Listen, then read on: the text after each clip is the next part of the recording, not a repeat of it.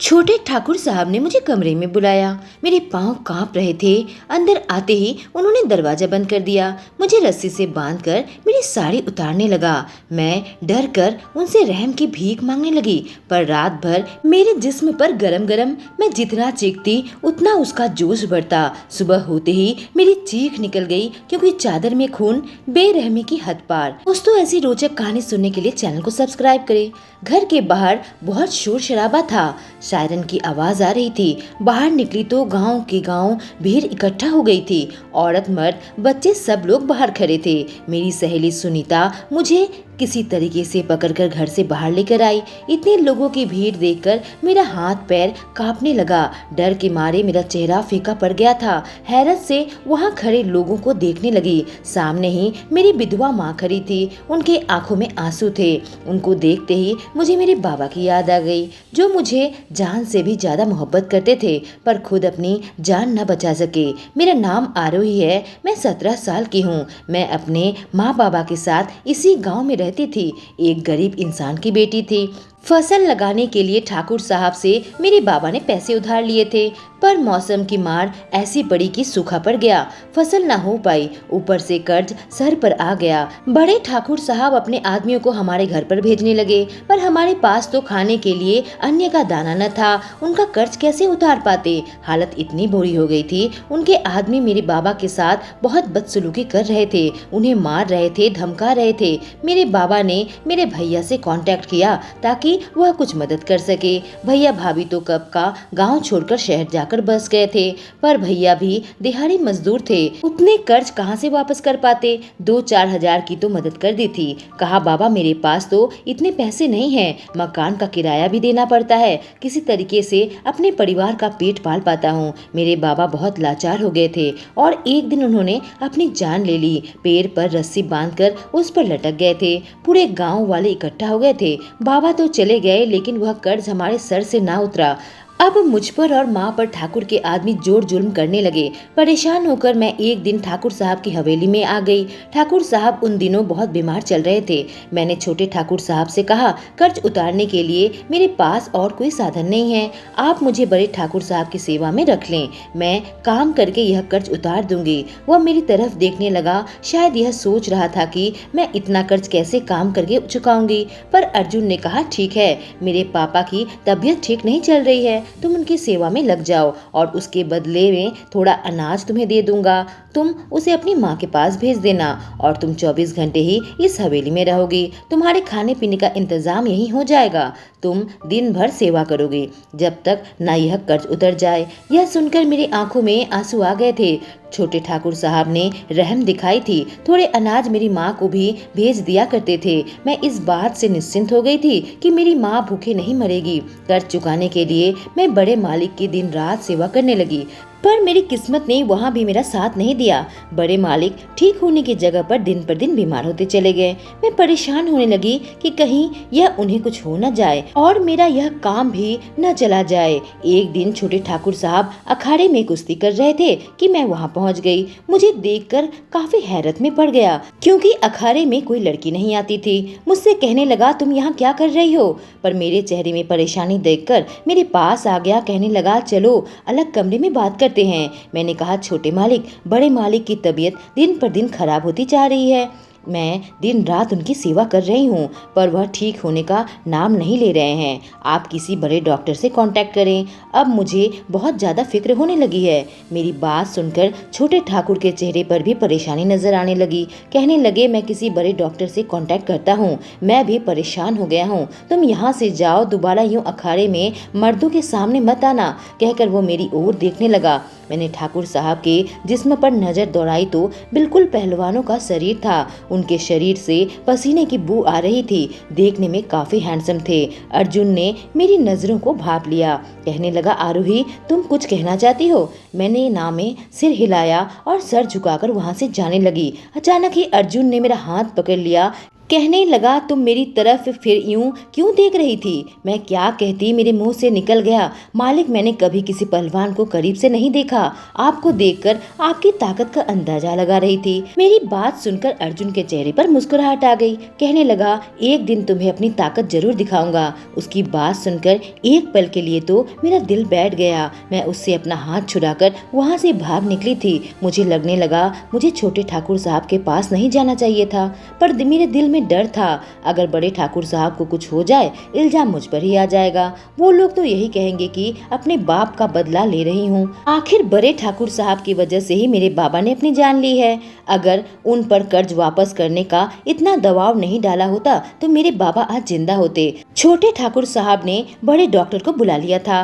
Doctor उनका checkup करके छोटे ठाकुर साहब को अलग कमरे में लेकर गए। जाने क्या बात हुई, डॉक्टर चला गया। थोड़ी देर बाद अर्जुन ने मुझे अपने कमरे में बुलाया। मैं उसके सामने जाकर खड़ी हो गई। अर्जुन करीब 20 साल का था। बड़े ठाकुर साहब के बाद सारी जिम्मेदारी अर्जुन पर ही आने वाली थी। बड़े ठाकुर साहब की उम्र भी ज्यादा नहीं होगी, 45 साल के होंगे। जाने इस उम्र में उन्हें क्या बीमारी लग गई। अर्जुन ने मुझे इशारे से अपने पास बुलाया और बैठने को कहा। मैं नीचे बैठने लगी कि मेरा हाथ पकड़ लिया, कहा मेरे सामने बैठो। मैंने कहा, मालिक मैं तो घर की नौकरानी हूँ। मेरी तरफ देखने लगा और खींचकर मुझे अपनी गोद में बैठा लिया। उसने मेरी कमर पकड़ ली। मैं उसकी सांसों को महसूस करने लगी। जाने अर्जुन क्या सोच रहा था। चेहरे में परेशानी थी। मैंने सोचा शायद इससे वह थोड़ी राहत महसूस करे। मैं उसकी तरफ देखने लगी। कहने लगी, डॉक्टर साहब ने क्या कहा? उसने मुझे कसकर पकड़ लिया। कहा, आरोही सब ठीक हो जाएगा। ऐसा लगा कि खुद को सांत्वना दे रहा हो। मेरे गाल पर हाथ रखकर कहा, बस तुम मेरे पापा की सेवा करती रहो, याद रखना तुम्हें उन्हें ठीक करना होगा। कहकर उठकर वहां से चला गया। मैं बड़े ठाकुर साहब की अच्छे से सेवा करने लगी। कभी कभी उनसे कहती, ठाकुर साहब उठकर आप चलने की कोशिश करें, पर उनकी हालत में कोई सुधार न था। आखिरकार एक दिन घर पर रोने धोने का माहौल बन गया। ठाकुर साहब हमें छोड़कर जा चुके थे, साथ में अपनी विधवा पत्नी और एक बेटी को यूं अनाथ करके चले गए थे। मेरा मन तो बहुत उदास था, पर मैं सोचने लगी यह उनके पाप कर्म हैं। इतना छोटा सा तो परिवार है, फिर भी गांव वालों पर किस हद तक जुर्म करते थे। उनकी वजह से मेरे बाबा की जान गई थी। यही सोच रही थी कि छोटे ठाकुर साहब ने मुझे अपने पास बुला लिया। मैं अपनी आंखों में आंसू लिए उनके पास गई थी। मुझे देखने लगा। कहने लगा, आरोही इसकी जिम्मेदार तुम हो। मैंने तुम्हें जिम्मेदारी दी थी अपने पापा को ठीक करने की, लेकिन तुमने तो मेरे बाबा की जान ले ली। अपने बाबा की मौत की बदला लिया ना। मैं उनके पैरों में पड़ गई। कहने लगी, छोटे मालिक ये क्या कह रहे हैं आप? मैंने तो आपसे कहा था बड़े डॉक्टर से इलाज करवाए। मालिक की हालत खराब हो रही है। सबसे अधिक चिंता तो मुझे ही हो रही थी, क्योंकि मैं उनकी सेवा में लगी हुई थी, अपना कर्ज उतार रही थी, और आपने तो मुझ पर बहुत रहम दिखाई थी। मेरी माँ को भी अनाथ भिजवा दिया करते थे। जो परिवार मेरे अन्नदाता बन गया, उनके परिवार के लिए मैं बुरा क्यों चाहूंगी? मैं ऐसी लड़की नहीं हूँ। कहकर मैं रोने लगी। अर्जुन ने मेरा हाथ पकड़ लिया। कहा, तुम्हारा कर्ज तो अभी भी माफ नहीं हुआ है। मैं बहुत परेशान हो गई। मैंने कहा, मालिक मैं तो कोई भी काम करने को तैयार हूँ। आप हुक्म करें तो जान भी हाजिर है। यह कर्ज मैं काम करके चुका सकूं तो सबसे अधिक खुशी मेरे बाबा की आत्मा को ही होगी। आप बस हुक्म करें मालिक। अर्जुन कहने लगा, आरोही तुम अभी यहाँ से जाओ, मैं बाद में सोचूंगा। मेरी हालत अभी ऐसी नहीं है। तुम बस जाकर मेरी माँ और बहन को संभालो। मैं सर झुकाकर वहाँ से चली गई थी। ठाकुराइन और उनकी बेटी को संभालने लगी थी। 13वीं का कामकाज निपट जाने के बाद अर्जुन ने मुझे बुलाया। कहा, आज से तुम मेरी सेवा करोगी। उसकी आंखों में देखने लगी थी। वह एक जवान लड़का है। मुझे लगा था घर के किसी काम में रखेगा या अपनी माँ की सेवा में रखेगा। अर्जुन मेरी तरफ देखने लगा। कहने लगा कि सोच में डूब गई। मैंने कहा, मैं जवान लड़की हूँ और आप भी जवान हो, मैं आपकी सेवा कैसे कर सकती हूँ? अर्जुन मेरी तरफ देखने लगा। कहा, तभी तो तुम्हें अपनी सेवा में लगा रहा हूँ। मैं अपनी सेवा किसी बूढ़ी औरत से करवाऊँ क्या? मेरी जरूरत बूढ़ी औरत नहीं मिटा पाएगी, उसके लिए जवान औरत चाहिए। रात को मेरे कमरे में आ जाना। उसकी बात सुनकर तो मेरे तो होश उड़ गए थे। रात को डरती हुई जब मैं उसके कमरे में आई, मैंने कहा, मालिक रात को मुझे यूं मत बुलाओ। आपका जो भी कर्ज बाकी है मैं दिन भर आपकी सेवा करके चुका दूंगी। उसने कहा, सूद समेत तुम्हारे 3 लाख बनते हैं। मैं उसकी तरफ देखने लगी, इतने पैसे मैं कहाँ से चुका पाऊंगी। मेरी तरफ देखने लगा, मैं समझ चुकी थी यह पैसा चुकाने का और कोई जरिया नहीं है। उसने कहा, तुम मेरे शरीर का मसाज कर दो। मैं चुपचाप तेल लेकर मालिक के शरीर में मसाज करने लगी। अर्जुन अपने मुंह से हल्की हल्की आवाज निकाल रहा था। मेरी हालत तो बहुत खराब हो गई थी। मैं पसीने पसीने होने लगी, पर अच्छे तरीके से उनके शरीर को मसाज करने के बाद मैंने कहा, ठाकुर साहब अब मैं चलती हूँ। तभी अर्जुन उठ खड़ा हुआ, जाकर दरवाजा बंद कर दिया और मेरे करीब आने लगा। अपनी नजरों से मुझे तार रहा था। मैं विचलित होने लगी। खौफ से मेरी हालत बहुत खराब हो चुकी थी। मेरे पैर थर थर कांप रहे थे। मेरी नजर उनके विशाल शरीर पर थी, लेकिन मैं अर्जुन का असली रूप नहीं जानती थी। मेरे साथ क्या करने वाला था मैं नहीं जानती थी। मेरे एकदम करीब आ गया, मुझे खींचकर अपने सीने से लगा लिया। उसके स्पर्श से मेरे जिस्म में गर्मी पैदा करने लगा, पर मेरे दिल में एक डर था। तो मैंने कहा, मालिक रहम करे, एक कर्ज के बदले मेरी इज्जत में हाथ न डालें। मैं आपसे भीख मांगती हूँ, बाकी आपकी सेवा करने को तैयार हूँ। पर अर्जुन के आंखों में जैसे हवस हावी हो चुका था। वो मुझे कसकर पकड़ लिया। कहा, तुमने मेरी आग भड़काई है, आज बुझा दो, मैं बड़े दिनों से प्यासा हूँ। कहकर वो ताकतवर इंसान मेरे बदन को रोंद रहा था। मैंने कहा, मालिक, मैंने आज तक कभी भी किसी लड़के के साथ संबंध नहीं बनाया। मैं गाँव की लड़की हूँ, अगर इज्जत चली जाएगी तो किसी को मुंह दिखाने के लायक न रहूंगी। मेरी आंखों से टप टप आंसू बहने लगे। मासूम चेहरा बनाकर अर्जुन की तरफ देखने लगी, कहने लगी, अपने आरोही के साथ ऐसा न करो, बाकी सब कुछ करने को तैयार हूँ।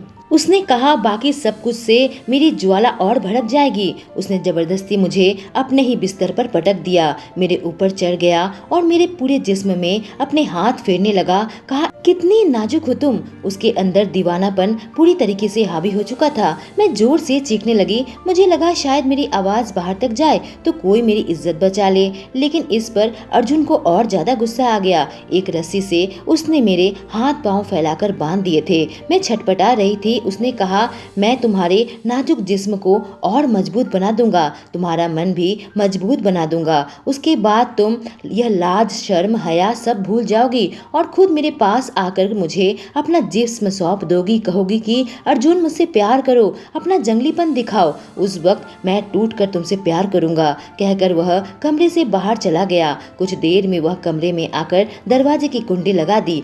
फिर मेरे पेट पर गरम गरम मैं कांपने लगी, मेरी चीख निकल गई। मैं कहने लगी, मालिक, मुझसे बर्दाश्त नहीं हो रहा, रहम कीजिए। मेरे पेट की चमड़ी जल रही थी। मैंने कहा, मालिक, आप जो कहोगे करूंगी। मैं बुरी तरीके से कांप रही थी, मेरे चेहरे पर दर्द था। उसने वह डिब्बी मेरे पेट से उठाकर हटा दी। उसके अंदर गर्म कोयला भरा था, जिससे मेरे पेट पर रखते ही गर्मी से छटपटाने लगी थी। शायद मेरी चमड़ी भी लाल हो गई होगी। फिर वह उठ खड़ा हुआ और फिर ठंडी ठंडी बर्फ निकाल कर ले आया, मेरे पेट पर दोबारा रख दिया। पहले तो गर्मी की जलन धीरे धीरे कम होने लगी थी, लेकिन कुछ ही देर में मैं ठंड से कांपने लगी। मैं रहम की भीख मांगने लगी। उसके बाद उसने मुझे छोड़ दिया, मेरी रस्सी खोल दी। कहने लगा, अब मुझे खुश करो। मैं इतनी ज्यादा डर गई थी कि मालिक की हर बात मानने लगी थी।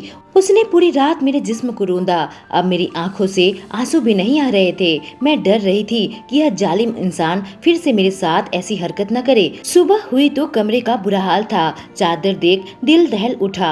अर्जुन मुझे गोद में उठाए मेरे कमरे में ले आया। मेरी हालत इतनी खराब थी कि मैं दिन भर वहीं लेटी रही। दोपहर को अर्जुन मेरी खबर लेने आ गया, मेरे माथे को चूम लिया। कहने लगा, कल की रात मेरी जिंदगी की बहुत खूबसूरत रात थी। तुम्हारे चेहरे का वह दर्द मुझे संतुष्टि दे रहा था। तुमने बहुत अच्छा किया, ऐसे तो जल्दी ही तुम्हारे सारे कर्ज माफ कर दूंगा। कहकर वो मेरी तरफ देख देख कर मुस्कुराने लगा था। मैं उठकर बैठ गई, अर्जुन का हाथ पकड़ लिया। कहा, अर्जुन, मेरे साथ ऐसा न करो, मैं बर्दाश्त नहीं कर सकती। अर्जुन मेरी तरफ बड़े प्यार से देखने लगा। कहने लगा, तुम सब कुछ सह लोगी। कहकर मुस्कुराता हुआ कमरे से बाहर निकल गया। क्या प्यार से मैं इसका दिल जीत पाऊंगी? अर्जुन दिन भर मुझसे कोई काम नहीं करवाता, पर रात होते ही मुझे अपने कमरे में बुला लिया और वैसे हरकत फिर से करने लगा था। मेरे ऊपर रोज रोज अत्याचार करने लगा। मेरी हालत दिन पर दिन खराब होती चली जा रही थी। पूरे 1 महीने मैंने सब बर्दाश्त किया, मेरी नरमी उसका दिल न पिघला पाई। लेकिन एक दिन मेरे एक पड़ोसी ठाकुर साहब के घर पर आ गए। मुझसे कहने लगे, तुम्हारी माँ की हालत बहुत खराब है, बेचारी बहुत बीमार पड़ गई है। आज तुम माँ को जाकर देख आओ। मैं ठाकुराइन से इजाज़त लेकर अपनी माँ से मिलने चली गई थी, पर मेरी खुद की हालत ही बहुत खराब हो चुकी थी। जब मेरी माँ मुझसे मिली, मुझसे पूछने लगी कैसी है बेटा, तो मैं फूट फूट कर रोने लगी। मैंने अपनी माँ से सब कुछ बता दिया जो जुल्म उस इंसान ने मुझ पर ढाए थे। यह बात सुनकर मेरी माँ की आंखों में आंसू आ गए थे। दिन भर उनके साथ बिताने के बाद मैं रात में ठाकुर साहब के घर आ गई थी, क्योंकि मुझे छोटे ठाकुर साहब का बहुत ज़्यादा डर था। उस रात भी उसने मेरे साथ वैसे ही जालिमों जैसी हरकत की, पर मुझे एक सोने का कंगन पहना दिया। मैं हैरत से उसकी ओर देखने लगी। जो इंसान मुझ पर इतना जुल्म ढाता है, आखिर मुझे सोने की कंगन क्यों पहना रहा है? उसने मेरे माथे को चूम लिया, कहने लगा अलीशा, मैं तुमसे बहुत ज्यादा खुश हूँ। तुमने मेरे दिल को वह सुकून दिया है जो आज तक मैं ढूंढ रहा था। मैं चाहता हूँ तुम ही मेरे बच्चे को जन्म दो। कहकर उसने अपने होठ मेरे होठों पर रख दिए। गहरे चुम्बन में डूब गया, पर मैं चुपचाप बैठी थी तो उसने मुझे छोड़ दिया। कहने लगा मेरा साथ क्यों नहीं दे रही? मैंने कहा अर्जुन, तुम मेरे साथ ऐसा क्यों करते हो? पिछले 1 महीने से तुम मुझे दर्द दे रहे हो। कभी मेरे पेट में गर्म कोयले की डिब्बी रख देते हो तो कभी बर्फ रख देते हो। उसने कहा तुम बहुत नाजुक हो, मैं तुम्हें अपने लायक बना रहा हूँ, मजबूत कर रहा हूँ। कहकर वह गर्म कोयले की डिब्बी अपने हाथों में पकड़ लिया। कहा देखो मैं बर्दाश्त कर रहा हूँ तो तुम क्यों नहीं कर पाती? इससे मैं तुम्हें मजबूत ही बना रहा हूँ, कमजोर नहीं मेरी जान। मैं तुम्हें बहुत पसंद करता हूँ, लेकिन मैंने फैसला किया है कि तुम्हें और दुख नहीं दूंगा। तुम पहले से बहुत ज्यादा मजबूत हो चुकी हो, इसलिए तुम्हारे लिए यह कंगन लाया हूँ। कहकर मेरे सामने बैठकर मुझे देखता रहा। उसकी आंखों में मुझे अपने लिए प्यार नजर आ रहा था। हालांकि यह बात उसने अपने मुंह से कभी नहीं कही थी। शायद उसे प्यार का इजहार करना न आता हो, और कौन सा शौक है मुझे इस तरह से तकलीफ देकर मुझे मजबूत बनाना चाहता है। इसका दिमाग तो खराब नहीं है। मैं बहुत दुखी हो चुकी थी। मेरी आंखों से आंसू टपकने लगे। अर्जुन ने कहा यह कीमती आंसुओं को यूं ना बहाओ। कहकर वह मुझे अपने गले से लगा लिया था। बड़े प्यार से उस रात मुझे अपने पास रखा। मेरे शरीर में गुदगुदी करने लगा। मैं अर्जुन का यह रूप पहचान नहीं पा रही थी। आखिर यह कैसा दीवानापन है, कैसी बेरहमी की हद है। इससे अपनी मोहब्बत को किस हद तक पहुंचा दिया। ऐसा जुनूनी इंसान मैंने आज तक नहीं देखा। पर अगली सुबह शोर सुनकर मैं चौंक उठी। मेरी सहेली सुनीता मेरे पास आ गई। बाहर का नजारा देखकर मेरी आंखों में आंसू आ गए थे। गांव वालों के साथ साथ बाहर एम्बुलेंस और पुलिस की वैन भी आ गई थी। पुलिस ने ठाकुर साहब के बेटे को पकड़ लिया और उसे पुलिस स्टेशन ले जाने लगे। गांव के लोग भड़क चुके थे और मैं बिल्कुल दुविधा में पड़ चुकी थी। एक तरफ तो अर्जुन का वह रूप था जिसने मुझे तकलीफ देता था, और दूसरी तरफ अर्जुन का कल रात का वह प्यार। अर्जुन मेरी तरफ देख रहा था। पुलिस वाले उसे लेकर जीप के पास ले जा रहे थे। गांव वाले शोर मचाने लगे थे। मैं नंगे पांव ही दौड़ने लगी। अर्जुन के पास आ गई, उसका हाथ पकड़ लिया। पुलिस वाले को कहने लगी इसे कहाँ लेकर जा रहे हैं? पुलिस वाले ने कहा तुम्हारी माँ ने ही कंप्लेंट की है। हम जानते हैं अर्जुन तुम पर जुर्म करता है आरोही। तुम भी हमारे साथ पुलिस स्टेशन चलो और तुम्हारे साथ जो कुछ भी हुआ है उसकी रिपोर्ट लिखवाओ। पूरे गांव वाले ठाकुर के अत्याचार से परेशान हो चुके थे। अर्जुन की आंखों में तो बस मुझ पर ही टिकी हुई थी और मेरी समझ में नहीं आ रहा था कि मैं क्या करूं। मैंने कहा इंस्पेक्टर साहब, अर्जुन वैसा इंसान नहीं है जैसा हम सब समझते हैं। उसके इस क्रूर रूप के अंदर भी एक नरम दिल इंसान छुपा हुआ है। आप इन्हें छोड़ दे। मैं कोशिश करूंगी अर्जुन अपनी जिंदगी गाँव वालों की भलाई में बिताए। उसके अंदर जो अच्छा इंसान छुपा हुआ है मैं उसे जगाऊंगी। मेरे साथ अर्जुन ने जो भी किया है वह उसका प्यार जताने का तरीका था। शायद वह ऐसे ही माहौल में पलकर बड़ा हुआ है जहां उसे प्यार जताने का तरीका नहीं मालूम था, पर मैं उसे सिखाऊंगी। मेरी बात सुनकर पुलिस भी काफी हैरत में पड़ गई। कहा तुम गलती कर रही हो, ऐसा इंसान कभी नहीं सुधर सकता। मैंने कहा अर्जुन नहीं सुधरेगा तो मैं खुद उसे लेकर आपके हवाले कर दूंगी। आज मैं गाँव वालों को भी वचन देती हूँ। गाँव वाले के सामने मैं हाथ जोड़ लिए थे